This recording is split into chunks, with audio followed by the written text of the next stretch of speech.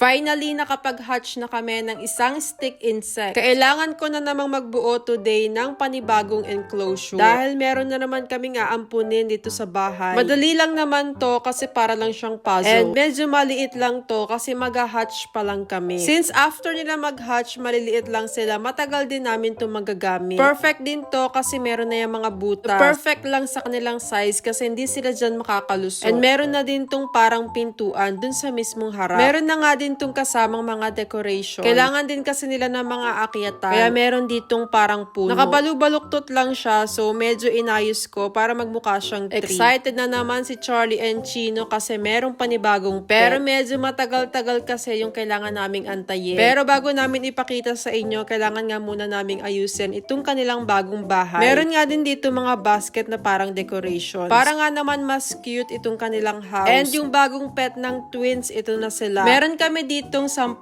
eggs ng stick insect. Diba mukha lang silang maliliit na seeds. Meron ba sa inyong familiar sa mga stick insect? And nakakita na ba kayo nito sa personal? Itong Indian stick insect daw is pwedeng mag-hatch in 2 to 6 months. Kaya medyo matagal talaga yung aantayin. So dapat din daw yung cotton pad na pinaglalagyan nila is medyo basa. Kaya ini-sprayan ko to ng water siguro mga twice a week. And sa period na to, wala ka talaga makikitang pagbabago dun sa kanilang eggs. Though kapag medyo malapit na daw silang mag-hatch is parang nag-iiba yung shape. And kung mapapansin nyo sa dulo ng egg is parang medyo may maliit na butas. Kapag malapit na silang lumabas is medyo parang lumuluwag siya. So yung pag-hatch nila is depende din sa weather. Diba nakikita nyo ba para siyang merong takip dun sa dulo ng egg. So dun nga sila lalabas. Yung mga fresh eggs daw is medyo light pa sila. And then habang tumatagal, nagda-dark yung kulay. And yung pag-hatch naman ng eggs is hindi talaga sabay-sabay. Pwedeng mauna yung iba ng ilang days or kaya naman weeks. And malalaman nga natin yan once may mag-hatch. Kung ano din yung itsura ng adult na stick insect, ganun din yung itsura ng baby, mas pinaliit lang. Super lucky din namin kasi 2 months pa lang meron nang nag-hatch na isang stick insect. And sa mga babies na ganito, ang tawag is nymph. Actually, hindi ko ina-expect na meron na kaagad dito mag-hatch. Usually, yung mga baby, ang size nila is mga 1 to 2 centimeters lang. And magagaling nga silang umakyat. Kung makikita nyo din yung body nila is parang maliliit na sanga. Kaya madali sila makapagtago sa mga puno. Herbivore din kasi sila, kaya ang kinakain nila is plants. So, lalaki lang sila ng lalaki hanggang maging adult. And once maging adult, pwede silang mag-lay ng eggs na napakadami. Naka-attach pa nga dyan yung mismong shell. Pero eventually, matatanggal din yan. Inantay ko muna makauwi si Charlie and Chino galing sa school. Para maipakita ko nga na meron na kami ditong baby na stick insect. Alam nyo ba, nagsisway-sway din sila. Kaya tingnan mo, para siya dyan nagsasayaw, diba? Super cute. And since meron na nga tayo ditong baby, kailangan namin maghanap ng food. Sakto, may naligaw dito na bramble. Chinek ko lang din sa Google kung tama ba na bramble to bago ko ibigay sa kanila. And check natin kung kakainin ba niya. Kailan kaya mag-hatch yung iba pang eggs? Parang mas masaya kasi kapag madami na sila. Tapos, diba, sabay-sabay sila nagsasayaw dyan.